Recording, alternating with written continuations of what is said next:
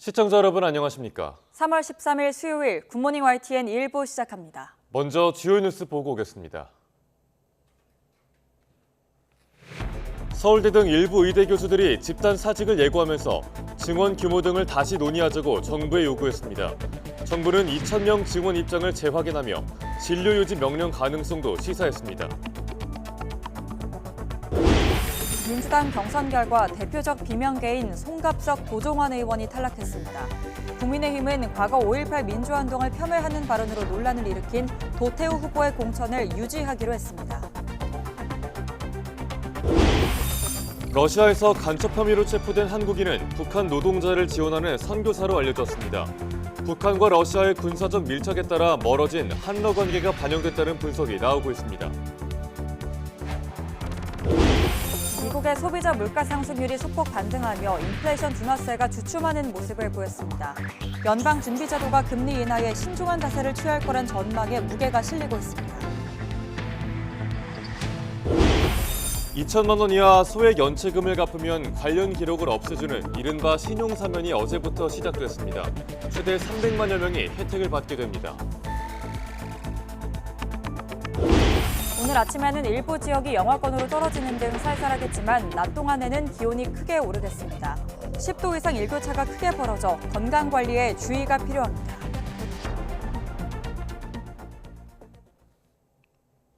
첫 소식입니다. 전국 19개 의과대학 교수들이 정부의 의대 증원에 대응하기 위해 공동 비상대책위원회를 꾸리고 이틀 뒤까지 각 의대 교수들의 사직 여부를 결정하기로 했습니다.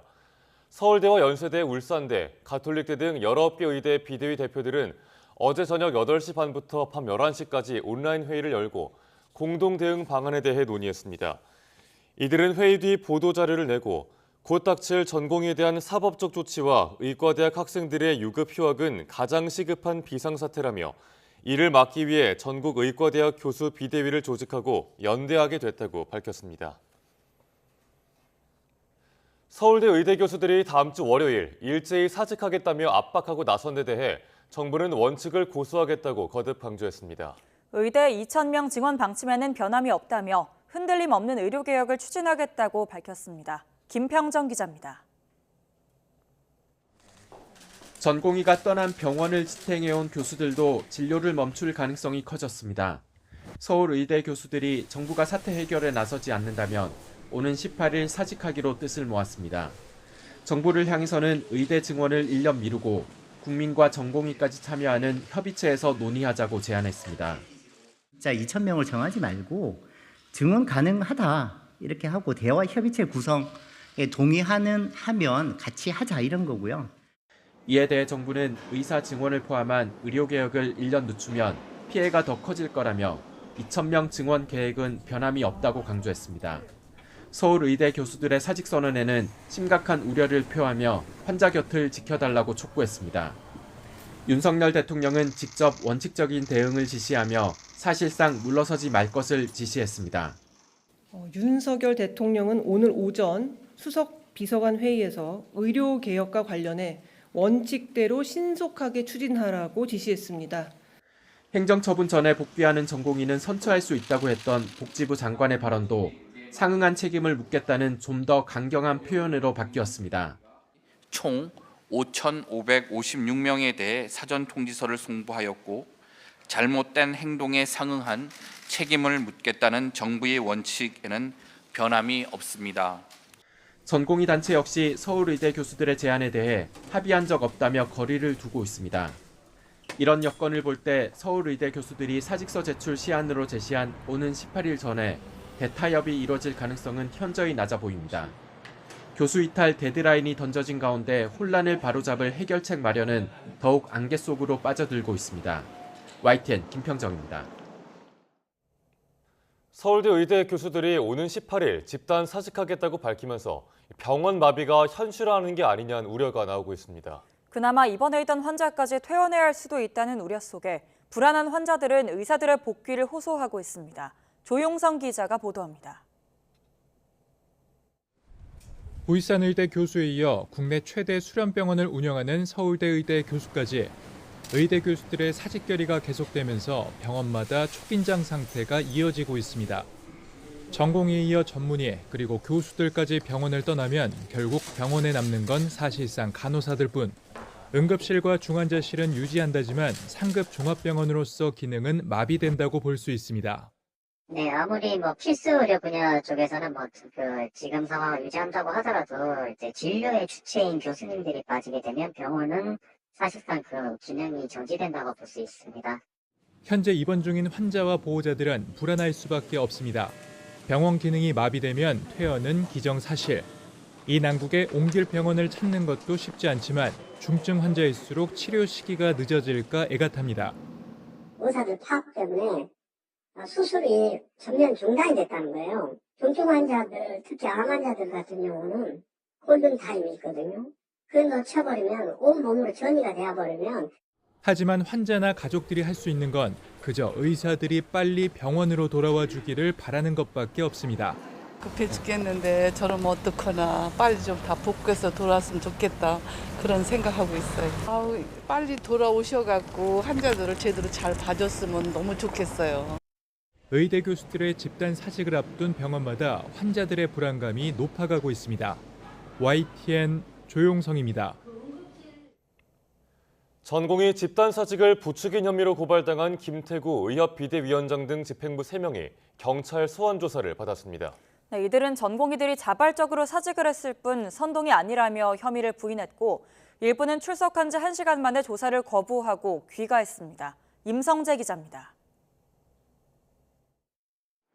피의자 신분으로 경찰에 출석한 김태구 비대위원장이 14시간가량 조사를 받고 청사를 빠져나옵니다. 김 위원장은 전공의 사직은 선동이나 사주 때문이 아니라며 혐의를 부인했습니다. 전공의 선생님들이 미래가 없기 때문에 스스로 사직하시고 떠나신 부분에 대한 이야기들, 그런 부분에 대해서 이야기를 나눴습니다. 김 위원장과 함께 경찰에 출석한 박명하 조직강화위원장 역시 혐의를 부인하며 정부의 강경 대응 기조에 아쉬움을 표했습니다. 정부는 2,000명에서 절대 후퇴하지 않고 강경 대응하고 있습니다. 안타깝게 생각하고 대화의 장, 협상 테이블에 나와 주십시오.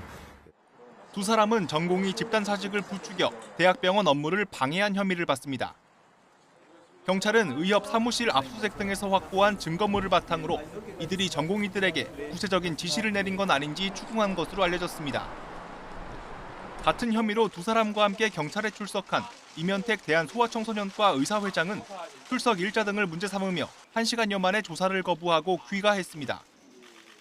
이에 대해 경찰은 유감이라며 다시 소환 일자를 지정해 통보하겠다고 밝혔습니다. 이로써 지난달 27일 보건복지부가 수사를 의뢰한 지 불과 보름 만에 고발당한 5명 모두 경찰에 출석하게 됐습니다. 주수호 의협 비대위 언론홍보위원장과 노환규 전 의협회장은 지난주 경찰 소환 조사를 받았습니다. 전공의 사태 관련 고소고발도 잇따르고 있습니다. 앞서 시민단체 고발과 함께 집단행동에 참여하지 않는 전공의들의 실명과 근무지가 공개된 이른바 블랙리스트 의혹과 의협의 연관성을 들여다보는 경찰 수사가 시작됐습니다. 반면 의협은 해당 문건이 조작됐다며 최초 게시자를 사문서 위조 등 혐의로 고발했습니다. 의대 증원 정책에 반발해 의대 교수에 이어 전공의, 의대생까지 행정소송을 제기하면서 의사단체와 정부 사이의 갈등이 법적 공방으로 확산하고 있습니다. YTN 임성재입니다. 더불어민주당 내 대표적 비명계로 꼽히는 송갑석 도종환 의원이 당내 경선에서 고배를 마셨습니다. 친명계인 박성준 의원은 서울 중성동을 후보로 확정됐습니다. 이준엽 기자의 보도입니다. 민주당이 전국 8개 국회의원 선거구의 경선 결과를 발표했습니다. 광주 서갑에선 조인철 전 광주시 문화경제부시장이 현역 송갑석 의원을 꺾었습니다. 송 의원은 하위평가 20% 감점 페널티를 안고 경선을 치렀습니다. 광주광역시 내 8개 선거구 가운데 예선을 통과한 현역은 친명계 민영배 의원이 유일합니다. 충북 청주 흥덕에선 문재인 정부 문체부 장관을 지낸 도종환 의원이 무릎을 꿇었습니다. 친명계인 이현희 민주연구원 상근 부원장이 본선행 티켓을 거머쥐었습니다. 광주 서구 갑 1위 확정된 후보는 조인철 후보입니다. 청주시 흥덕구 1위 확정된 후보는 이연희 후보입니다. 서울 중성동 을에선 박성준 의원이, 전남 목포에선 김원희 의원이 다시 공천장을 받게 됐습니다. 원외 친명 강세, 현역 비명 약세 기조가 이번 경선 결과에서도 이어졌다는 게 대체적 평가입니다. 하지만 추가 탈당 등 이탈 움직임은 제한적일 거란 전망이 우세합니다. 민주당이 통합 선대위를 띄웠고 임종석 전 대통령 비서실장 등도 당 결정을 수용했기 때문입니다. 이런 상황에서 오늘 친문 핵심 전해철 의원이 경선에서 어떤 성적표를 받을지 관심이 쏠립니다. YTN 이준엽입니다. 국민의힘이 과거 5.18 민주화운동을 폄훼하는 발언으로 논란을 일으킨 대구 중구 남구 도태 후보의 공천을 유지하기로 했습니다. 경선을 거친 데다 후보자 본인이 공개적으로 사과한 점 등을 고려했습니다. 박광렬 기자입니다. 늦은 밤까지 이어진 마라톤 회의 끝에 국민의힘 공천관리위는 도태우 후보의 대구 중구 남구 공천을 취소하지 않기로 했습니다.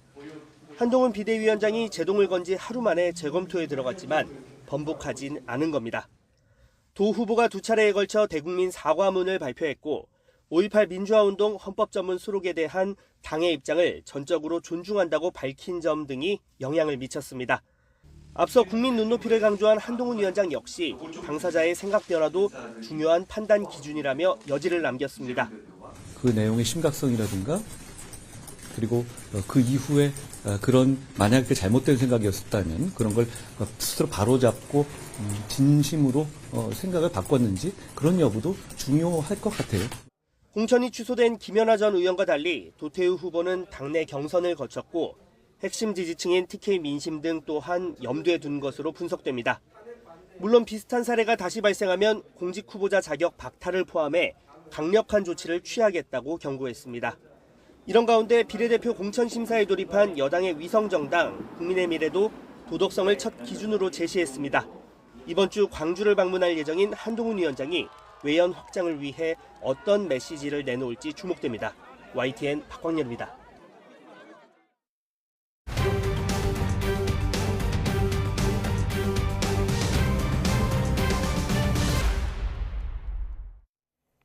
YTN 정기 여론조사로 다음 달 총선을 앞둔 민심을 읽어보는 시간입니다.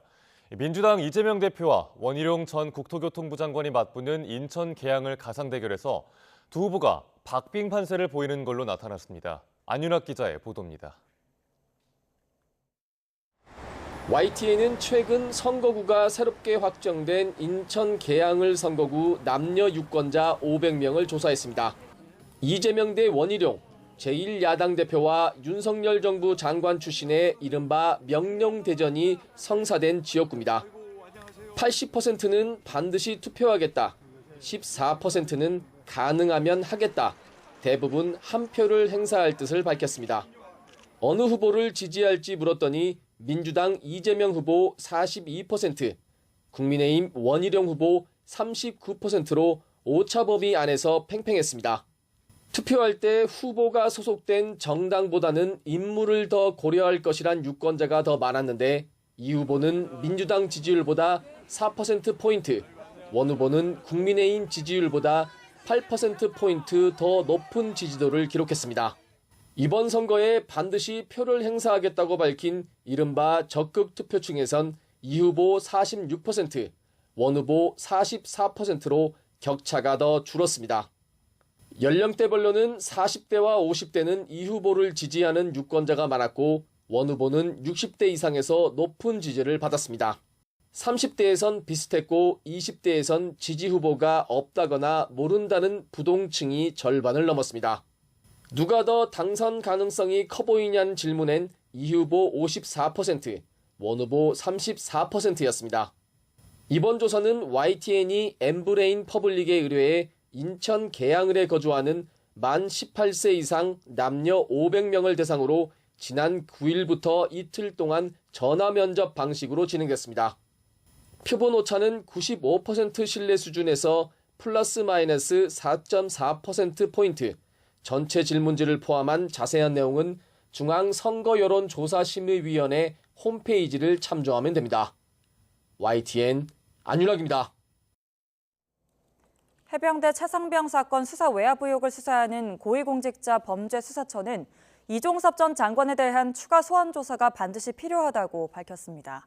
이 전 장관 출국 금지 조치를 유지할 명분이 없다는 법무부 입장 표명은 단호히 반박하며 최대한 수사에 차질이 없도록 하겠다고 강조했습니다. 김태원 기자입니다. 호주 대사로 활동을 시작한 이종섭 전 국방부 장관은 출국 사흘 전인 지난 7일 고위공직자 범죄수사처에 자진 출석해 4시간 동안 조사를 받았습니다. 압수물 분석도 실무진 소환도 구체화하지 않은 상황에서 의혹의 정점이란 이 전 장관이 약식 조사만 받고 호주로 떠난 데 대해 공수처 관계자도 조사가 충분하지 않았다고 인정했습니다. 그러면서 의혹 규명을 위해선 이 전 장관을 반드시 추가로 불러 조사해야 한다고 강조했습니다. 해외에 체류 중이라 서면 조사를 하지 않겠느냐는 일각의 전망엔 소환 조사를 원칙으로 한다는 수사팀 입장이 확고하다고 일축했습니다. 외교관의 경우 국내에 귀국하는 일이 잦은 만큼 입국에 맞춰 이 전 장관을 소환 조사하면 큰 문제가 되지 않을 거라는 겁니다. 이와 관련해 윤석열 대통령에게 신입장 원본을 받지 않고 호주로 간 이 전 장관이 이르면 다음 달 재외공관장 회의 참석을 위해 귀국할 수 있다는 관측도 나옵니다. 이 전 장관은 7일 조사에서 수사외압 의혹 제기 이후 바꾼 휴대전화를 증거로 제출하고 업무 수첩도 폐기했다고 진술한 것으로 알려졌는데 공수처 관계자는 확인해주기 어렵다면서도 주어진 조건에서 최대한 수사에 차질이 없게 하겠다고만 답했습니다. 앞서 법무부가 이 전 장관의 출국 금지 조치를 연장할 필요가 없다는 입장을 거듭 발표한 것엔 불쾌함을 숨기지 않았습니다. 공수처 관계자는 이 전 장관을 출국 금지하지 않았으면 어떻게 됐겠느냐며 법무부가 의견 제출을 요구해 공수처는 출국 금지 해제에 반대한다는 원칙적 입장을 전달했다고 설명했습니다. 공수처는 우선 이 전 장관에게 제출받은 휴대전화와 지난 1월 김계한 해병대 사령관 등을 압수수색해 확보한 압수물 분석에 주력하고 있습니다. 도피성 출국 논란을 일으킨 이 전 장관의 호주행으로 핵심 피의자를 해외에 둔 채 진실규명에 임하게 된 공수처의 수사 역량이 다시 시험대에 올랐습니다. YTN 김태원입니다. 이종섭 전 국방부 장관이 주 호주 대사로 임명돼 출국한 걸 둘러싸고 거대 양당의 대치 전선도 가팔라지고 있습니다.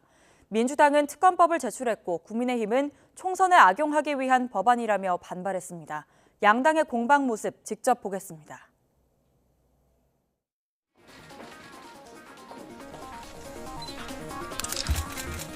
이종섭 전 장관의 도피성 해외 출국에 관여했을 것으로 보여지는 대통령실, 법무부, 외교부 등에 대한 수사를 그 내용으로 하고 있습니다. 한간에서는 대통령이 이 역시 거부권을 행사할 것이다 라고 전망을 하고 있는데요.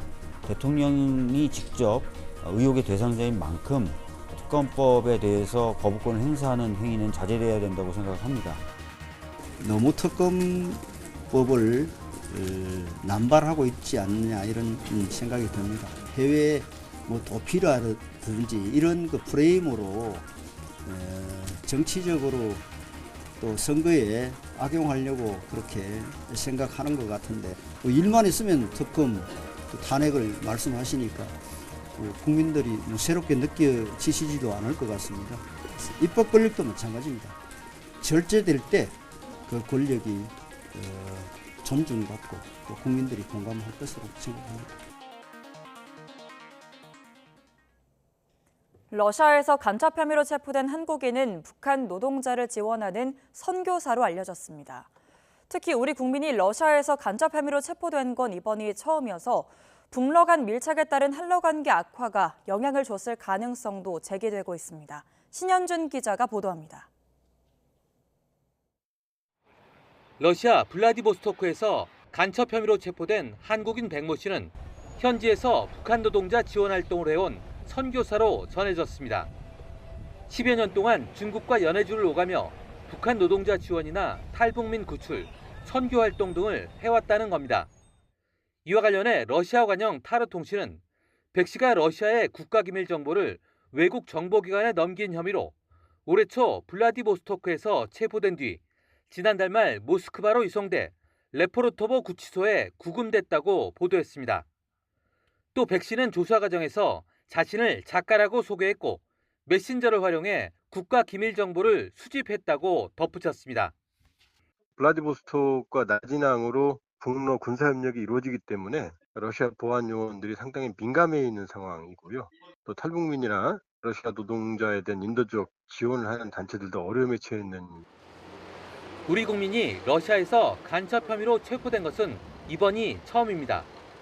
정부는 현지 공간에서 체포 사실을 인지한 직후부터 영사 조력을 제공하고 있다고 밝혔습니다. 다만 신변 안전이 확보되기 전까지 구체적인 사항에 대해서는 말을 아꼈습니다.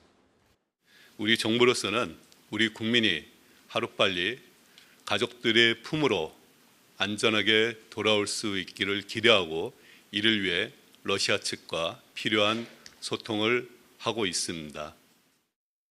하지만 이번 사건이 불편해진 한러 관계를 반영했다는 분석도 있습니다. 우크라이나 전쟁으로 인해 북러가 군사적으로 밀착하고 한국은 서방의 대러시아 제재에 동참하면서 관계가 악화했다는 겁니다. 일부에서는 러시아가 백씨를 정치적 협상 카드로 사용해 인질 외교를 펼칠 수도 있다는 우려의 목소리도 나오고 있습니다. YTN 신현주입니다.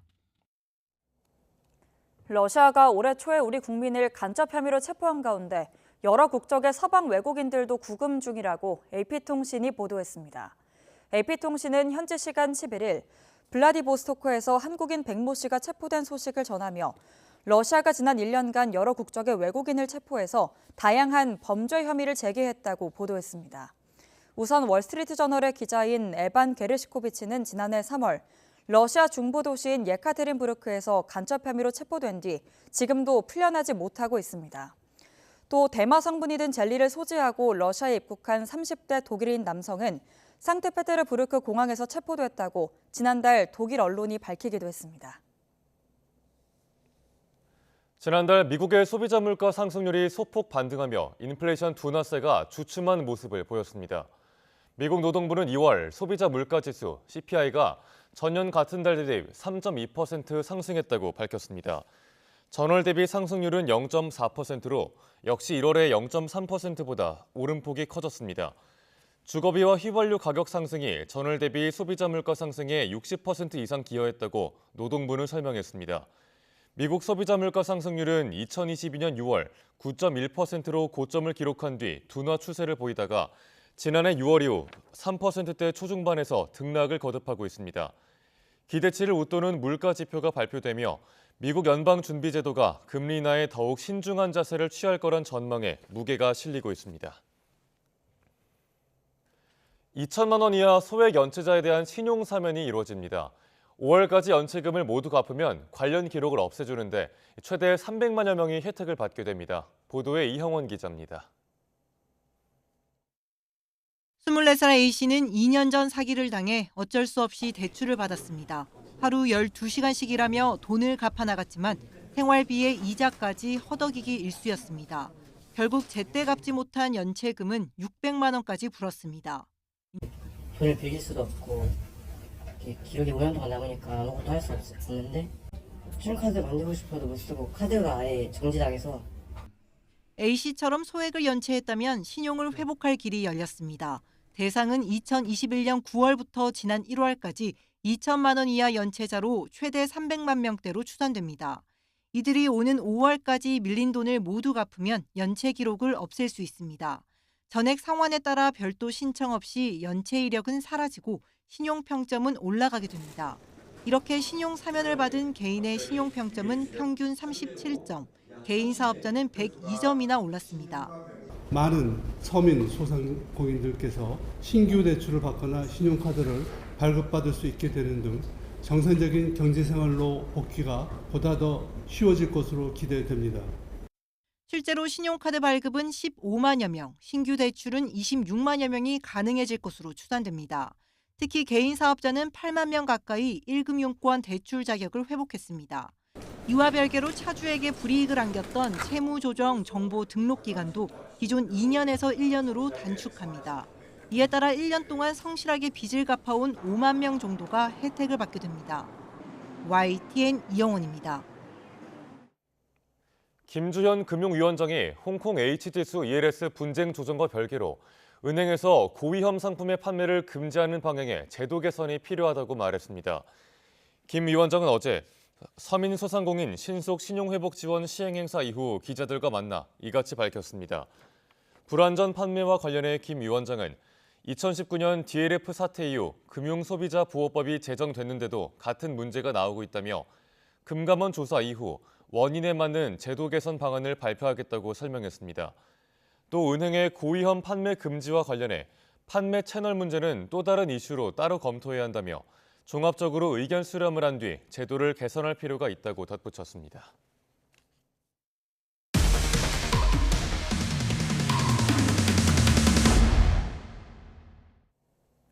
시내버스 운전기사가 아버지 뻘 되는 직장 상사에게 성추행을 당했습니다. 가해자가 최근 1심에서 유죄 판결을 받았지만 버젓이 근무를 계속하면서 피해자는 정신적인 피해에 시달리고 있습니다. 윤웅성 기자가 취재했습니다. 파주에서 5년째 시내버스 운전기사로 일하는 A씨. 2년 전 여름 직장 상사인 김모 부장과 함께 시험 운전을 나갔다가 끔찍한 일을 당했습니다. 김 부장이 공터에 버스를 세운 뒤 강제로 신체 접촉을 한 겁니다. 버스 안에서요. 덮치기 시작을 했어요. 막 가슴을 만지고 막 입을 맞추면서 A씨는 상급자에다 차량 정비를 총괄하는 가해자에게 괜한 불이익을 받을까 두려워 침묵을 지켜야 했습니다. 소문이 날까 봐 그게 두려워서 가만히 있었어요. 눈 밖에 나가면은 더 안 고쳐주죠, 차를. 반년을 소갈이하다 회사에 피해 사실을 알렸지만 달라진 건 별로 없었다고 A씨는 하소연합니다. 회사에서 가해자의 정직 3개월을 내리긴 했지만 가해자가 주변을 의식해 출근한 것처럼 직장에 나와 마주칠 수밖에 없었다는 겁니다. 가해자가 없는 영업장으로 노선을 바꿔달라고 요구하기도 했지만 받아들여지지 않았습니다. 결국 사건 발생 1년 반 가까이 지난 뒤 지방노동위원회에서 조정이 나온 뒤에야 A씨는 가해자와 멀리 떨어질 수 있었습니다. 심지어 지난달 가해자가 1심 법원에서 강제추행 혐의로 징역 6개월에 집행유예 2년을 선고받았지만 회사는 추가 조치를 미루고 있습니다. 형사상 유죄 판결을 받은 직원은 해임할 수 있다는 회사 내규가 있는데도 왜 조치하지 않느냐는 취재진의 질문에 사측은 판결이 최종적으로 확정되지 않았고 이미 징계를 내린 터라 이중 처벌의 소지가 있어 결정을 보류하고 있다고 밝혔습니다. 사건 직후 분리 조치에 대해선 A씨가 원하는 노선에 이미 기사들이 배치돼 있었기 때문에 마음대로 교대할 수 없었다고 해명했습니다. 회사가 조치를 미루는 사이 가해자는 형이 과하다며 법원에 항소했고 피해자는 여전히 고통에 시달리고 있습니다. 토할 것 같고 가슴이 답답하고 온몸을 두들겨 맞은 것처럼 아프고 그리고 정신과 약을 먹는데도 불구하고 잠을 제대로 못 자고. YTN 윤웅성입니다. 오늘 새벽 1시쯤 중부 내륙고속도로 창원 방향 북상주 나들목 근처를 달리던 7.5톤짜리 화물차가 앞에 있던 23톤짜리 화물차를 들이받았습니다. 이 사고로 7.5톤 화물차를 몰던 50대 남성 A씨가 심정지 상태로 병원으로 옮겨졌고 23톤짜리 화물차 운전자도 다쳐 치료를 받고 있습니다. 경찰은 운전자의 과속과 급정지 여부 등을 포함해서 구체적인 사고의 원인을 조사하고 있습니다. 어제 저녁 8시쯤 인천 서구에 있는 아파트 25층 옥상에서 불이 나 30분 만에 꺼졌습니다. 이 불로 다친 사람은 없었지만 주민 수십 명이 대피했습니다. 소방당국은 주민이 옥상에서 개인 화로에 불을 피우다가 불이 난 걸로 보고 정확한 화재 원인을 조사하고 있습니다. 오늘 새벽 1시쯤 충남 천안 경부고속도로 서울 방향 입장 휴게소 근처를 달리던 25톤 트레일러가 앞서 가던 택시를 들이받았습니다. 이 사고로 택시 운전자였던 60대 남성이 가벼운 부상을 입고 병원에 옮겨져 치료를 받고 있습니다. 경찰은 졸음운전을 했다는 트레일러 운전자의 진술을 토대로 정확한 사고의 경위를 조사하고 있습니다. SK그룹의 최태원 회장과 아트센터 나비, 노소영 관장의 이혼 소송 항소심 재판이 어제 본격적으로 시작됐습니다. 6년 만에 법정에서 대면한 두 사람은 취재진의 질문에 별다른 답을 하지 않으며 장외 논쟁을 자제했습니다. 직접 보겠습니다. 법정에서 직접 말씀하셨는데 어떤 입장 밝히셨는지 한 말씀만 부탁드립니다. 오늘 직접 출석하신 이유가 있으실까요? 법정에서 제3분할 금액 상향됐는데 혹시 어떤 이유로 그러실까요?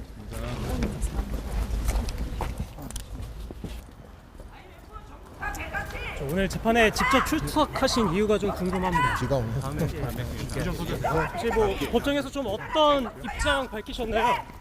노사가 달라진 이유가 있을까요? 혹시 노 관장 측 제3분할 요구에 받아들이시는 입장이신가요?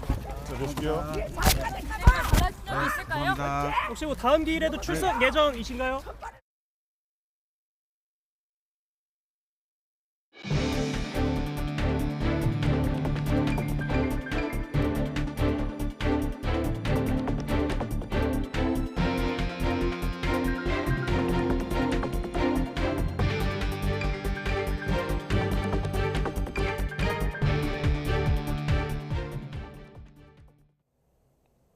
서울의대 교수협의회가 의대 증원을 1년 뒤에 결정하고 대화협의체를 구성하자고 제안했지만 정부는 의대 증원을 늦추기 어렵다는 점을 재확인했습니다.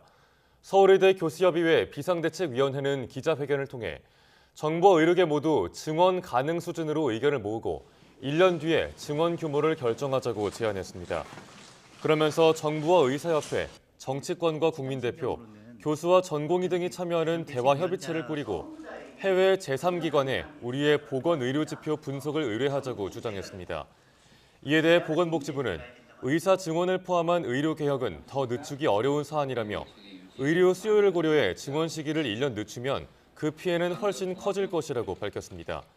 또 필수 의료 부족으로 인한 국민 고통을 생각할 때 정부가 선택할 수 있는 대안이 아니라고 강조했습니다. 정부와 의료단체의 강대강 대치 속에 환자와 가족들은 하루하루 피가 마르고 있습니다. 한 중증 환자 단체는 어제 YTN에 암 환자 치료가 제때 이루어지지 않아서 재발이나 전이 가능성이 우려된다며 의료 시스템 정상화가 정말 시급한 문제라고 호소했습니다. 함께 들어보시죠. 보통 암 환자들은 3주를 주기로 해서 한 사이클로 보통 항암 치료를 합니다. 지금 상황이 이렇게 3주, 4주 연기, 3주를 넘어서 4주 이상 연기되는 건 지금 다반사처럼 지금 진행되고 있어서 환자들 입장에서는 이게 과연 나한테 적절한 치료가 되고 있는 건지 혹시 재발이나 전이 이런 문제가 생기면 이 차후에 지금 쓰고 있던 약도 지금 바꿔야 될 입장 아닙니까? 이런 것들은 사실은 환자 입장에서는 목숨을 담보로 해서 지금 이 상황들을 견디기 어려운 상황이 되는 거죠. 지금 당장 어떤 의료 시스템을 정상화시키고 노력하는 걸 정부가 내놓지 않으면 환자들이 지금 내일에도 목숨을 잃는 거는 심한 문제라 생각합니다. 전공의들이 병원을 떠나면서 간호사들이 그 빈자리를 채우고 있습니다. 그런데 제대로 된 교육이 없이 의사 업무에 투입되다 보니 자칫 의료사고로 이어지면 어쩌나 불안과 걱정이 큽니다. 신규혜 기자입니다. 대학병원 간호사 A씨는 의료 공백 사태와 함께 업무에 큰 변화가 생겼습니다. 간호사 재량으로 약물을 처방할 때 마약류를 처방하려면 의사에게 확인을 받아야 했지만 전공의들이 이탈하면서 확인 절차가 없어진 겁니다. 원래 의사 업무였던 정맥 주사나 상처 드레싱 역시 간호사들에게 넘어왔는데 관련 교육은 받지 못했습니다. A씨를 비롯한 간호사들이 문제를 제기했지만 돌아오는 대답은 의사들이 너무 힘들어서 병원을 더 떠나면 안 되니 도와달라는 답뿐이었습니다.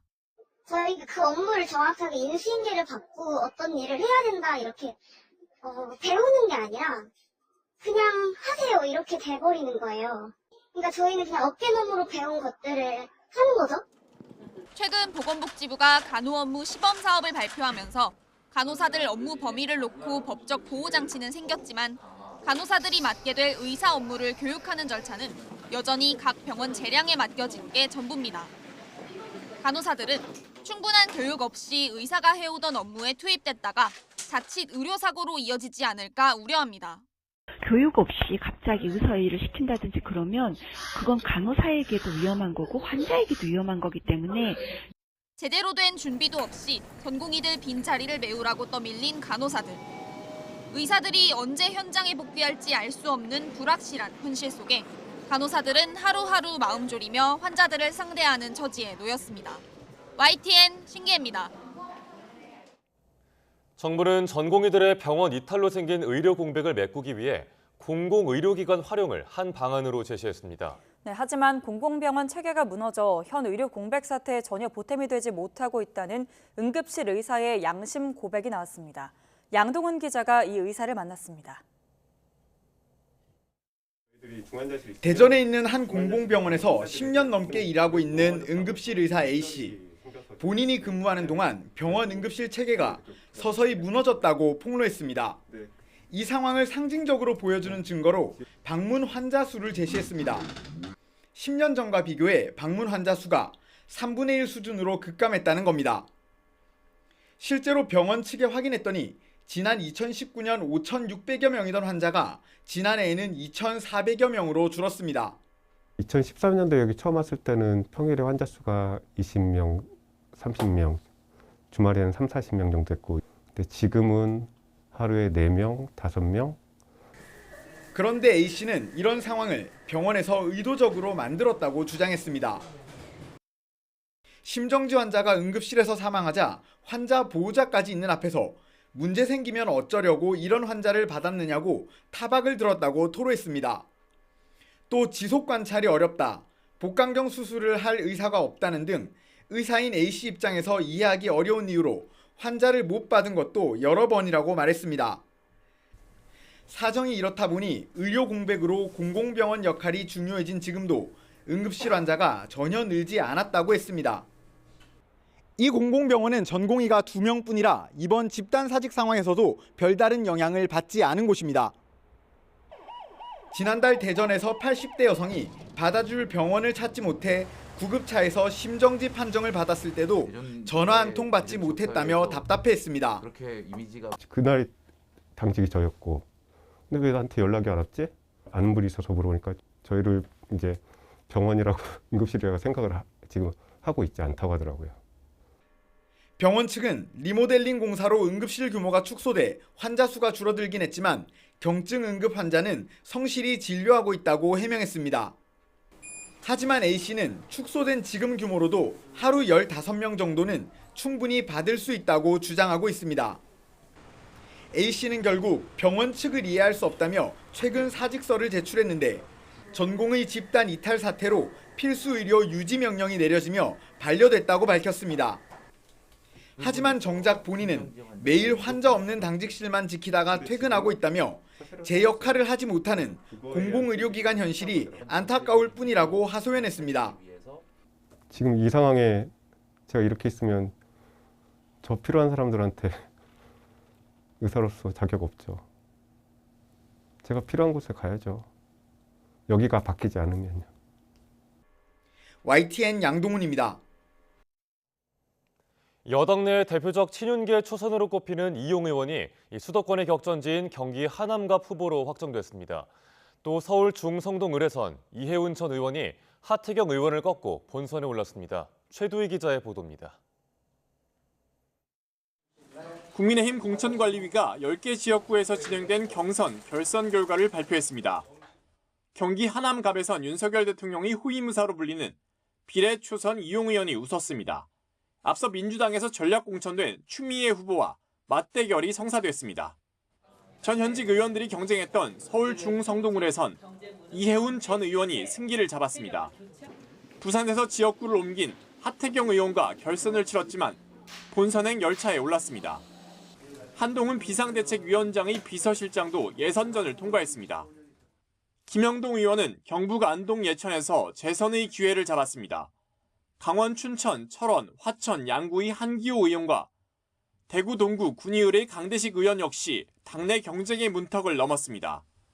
서울 한 곳, 중구 청동구 을 이해훈, 대구 동구 군의군 을 강대식, 경기 세 곳입니다. 안산시 을 서정현.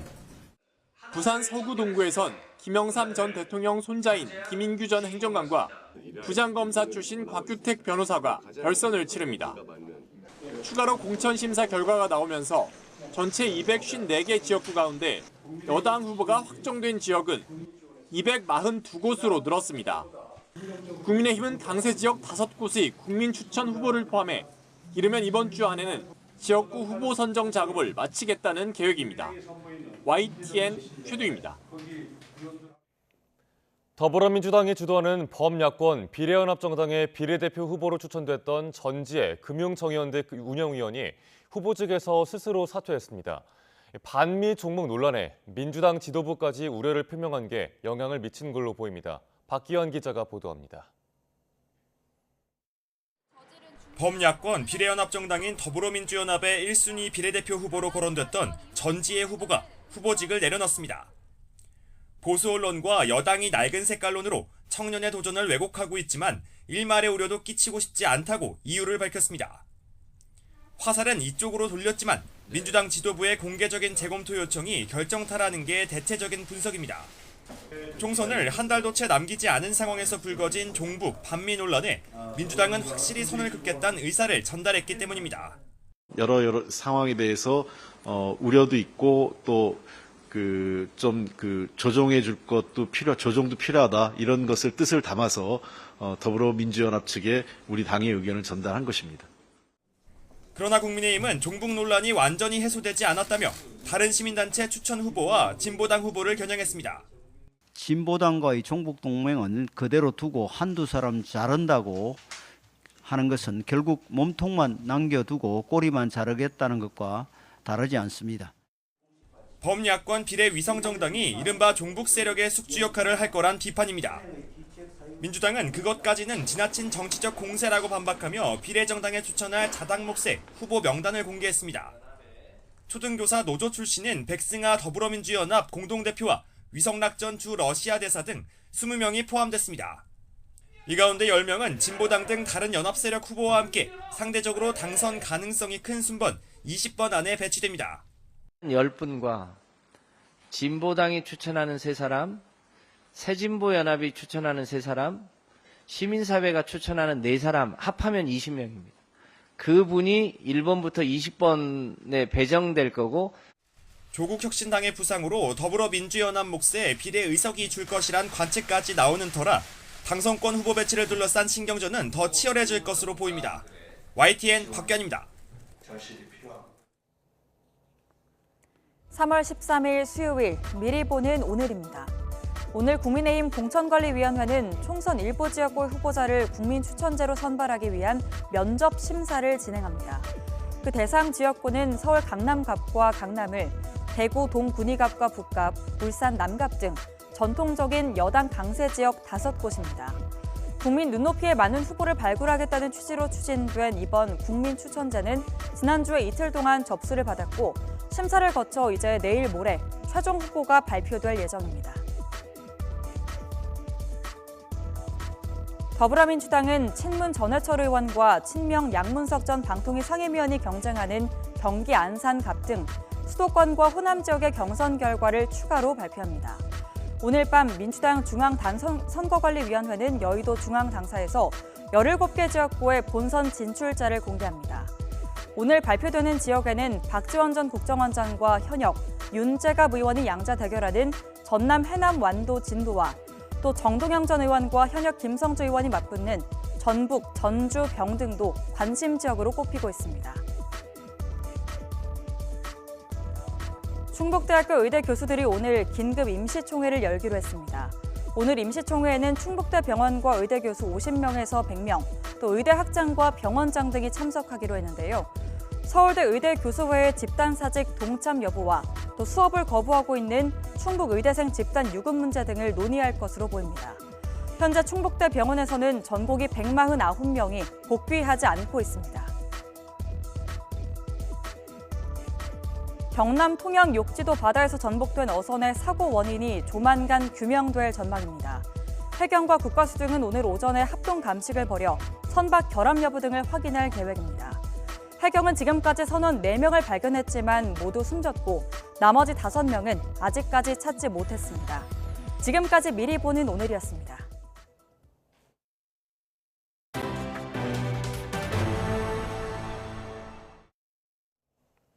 중국과 러시아, 이란이 홍해에서 군사작전을 벌이고 있는 미국에 맞서 무력 시위를 벌였습니다. 남중국해 문제에 대한 우리 정부의 입장 표명을 두고 중국은 처신을 잘하라며 발끈하기도 했습니다. 베이징에서 강정규 특파원이 보도합니다. 중국과 러시아, 이란 함대가 중동의 오만만 입구에 집결했습니다. 11일부터 15일까지 세 나라 해군의 합동훈련이 시작된 겁니다. 2019년 처음 시작돼 2022년부터 연례화됐지만 올해는 홍해 위기 속에 펼쳐진다는 점이 다릅니다.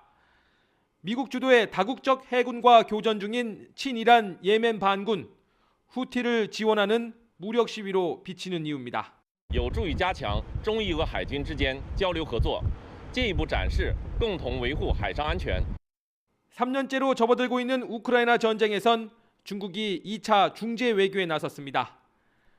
우크라이나를 비롯한 서방 세계와 입장 차이를 확인한 작년 1차 중재 때와 달라진 건 없습니다. 중동의 화약고가 터지면서 전황이 바뀌고 있는 만큼 러시아엔 외교적 엄호 사격이 되는 셈입니다. 미국은 여론 악화에도 우크라이나에 대한 군사 지원을 포기하지 않겠다고 맞섰습니다. Ukraine can stop Putin if we stand with Ukraine and provide the weapons that needs to defend itself. 내년엔 우크라이나 방식으로 타이완에 무기를 지원하는 예산도 처음 배정했습니다. 미국과 필리핀, 일본 등이 공동 전선을 펴는 남중국해 영유권 갈등도 갈수록 격해지고 있습니다. 항행의 자유를 지지한다는 우리 정부의 입장 표명에 중국은 이렇게 발끈하기도 했습니다. 韩方不是南海问题的当事方，近年来却一改坚持多年的谨慎中立立场，好自为之，不要跟风炒作。 최근 중국이 한반도 정세를 언급하며 특히 북한의 안보 불안을 해소해야 한다고 편을 든 것과 무관치 않아 보입니다. 베이징에서 YTN 강정규입니다. 오늘은 일교차가 10도 안팎으로 크게 벌어져 조심하셔야겠습니다. 현재 서울 기온은 2.2도로 어제보다 쌀쌀하게 출발하고 있는데요. 한낮에는 12도까지 올라 포근함이 감돌겠습니다. 시간대에 맞는 옷차림으로 체온 조절 잘 해주시기 바랍니다. 오늘은 전국이 대체로 맑겠습니다. 다만 아침까지 내륙을 중심으로는 가시거리 200m 미만의 짙은 안개가 끼겠습니다. 출근길 교통안전에 각별히 유의하시기 바랍니다. 오늘 오후부터는 중부와 경북, 동해안을 중심으로 바람이 강하게 불겠습니다. 또 밤부터는 중국발 스모그가 유입되면서 수도권과 영서의 공기가 탁해지겠습니다. 오늘 아침은 어제보다 2에서 6도가량 낮게 출발하고 있습니다. 현재 서울 기온은 2.2도, 춘천 영하 3.4도를 나타내고 있습니다. 한낮에는 예년 기온을 다소 웃돌겠습니다. 서울 12도, 대전 13도, 대구 15도까지 크게 오르겠습니다. 당분간 내륙은 대체로 맑은 날씨가 이어지겠고요. 기온은 갈수록 오름세를 보일 전망입니다. 날씨였습니다. 굿모닝 YTN 1부 마칩니다. 잠시 후 2부가 이어집니다. 함께해 주신 여러분 고맙습니다.